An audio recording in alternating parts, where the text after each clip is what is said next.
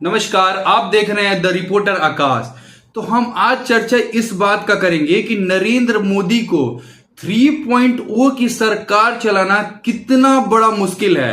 क्योंकि हम इस वीडियो में जानने के लिए आप बने रहिए कि 3.0 की सरकार जो चलाना जो है वो नरेंद्र मोदी के लिए कितनी मुश्किल काम है। क्योंकि नीतीश कुमार और चंद्रबाबू नायडू को लेके सरकार चलाना कितना मुश्किल है नरेंद्र मोदी के लिए।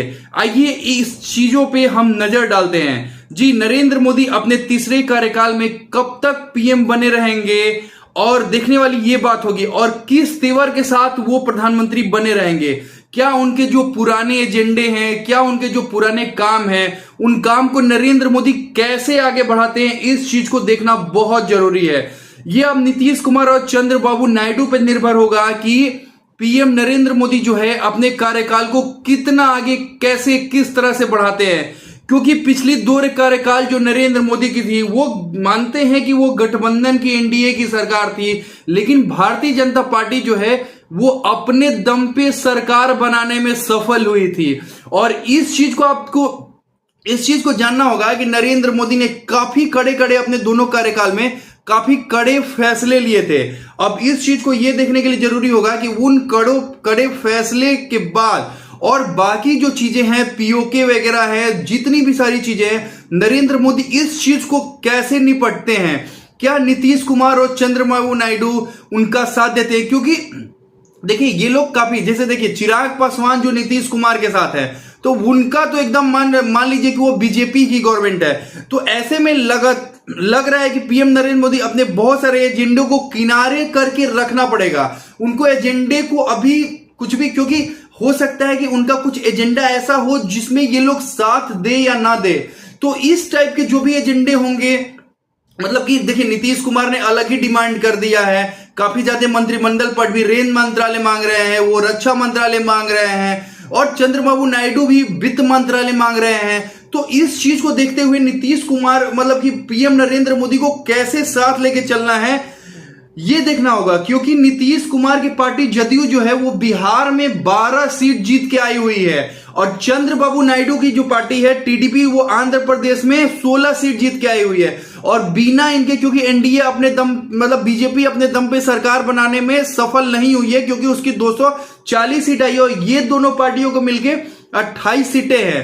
तो और एनडीए को बहुमत नहीं मिला है। और नरेंद्र मोदी के साथ सबसे बड़ा ये चैलेंज है कि प्रधानमंत्री नरेंद्र मोदी को अभी तक जो है गठबंधन सरकार चलाने का अनुभव नहीं है।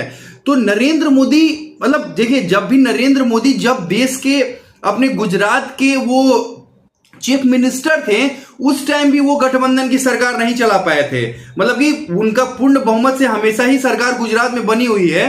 तो ये सबसे बड़ा चैलेंज है प्रधानमंत्री नरेंद्र मोदी के लिए कि वो 3.0 की जो सरकार है उसको वो कैसे चलाते हैं। मतलब कि सबसे बड़ी चुनौती है प्रधानमंत्री के लिए। और सबसे बड़ी देखने वाली बात यह है कि जितने भी सारे एजेंडे हैं, मतलब कि मोदी के पास गठबंधन की जो भी ये सरकार बनी हुई है, इसमें तमाम नीतीश कुमार को है कि बिहार को विशेष राज्य का दर्जा दिया जाए, चंद्रबाबू नायडू की बहुत सारी मांगे हैं। तो क्या इन सबकी मांगों को पूरा कर पाएंगे नरेंद्र मोदी, या कुछ और ही चीजें होंगी? हालांकि कल एनडीए की बैठक हुई थी, उसमें सर्वदलीय ने सबको प्रधानमंत्री नरेंद्र मोदी को नेता, सदन का नेता चुन लिया है।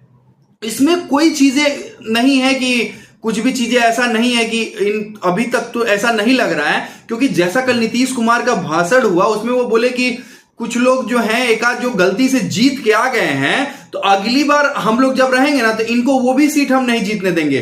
तो मतलब नीतीश कुमार पॉजिटिव तो लग रहे हैं, लेकिन इनका जो ट्रैक रिकॉर्ड पीछे का देखा जाए तो वो काफी सही नहीं है।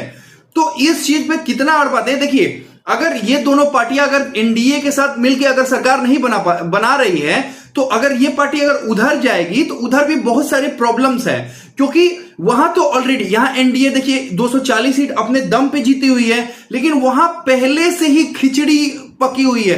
क्योंकि 232 सीटें जो है उसमें समाजवादी पार्टी है, कांग्रेस अपने आप में एक बड़ी पार्टी है, टीएमसी है, वहां से शिवसेना उद्धव ठाकरे की है, शरद पवार की पार्टी है, फिर महाराष्ट्र के स्टालिन की पार्टी तमिलनाडु वाली है, बहुत सारी पार्टियां हैं। बिहार में तेजस्वी यादव की पार्टी है, एनडीए माले वगैरह सब है, तो बहुत सारी पार्टियां हैं, कम्युनिस्ट वगैरह सब मिलके केजरीवाल की पार्टी है।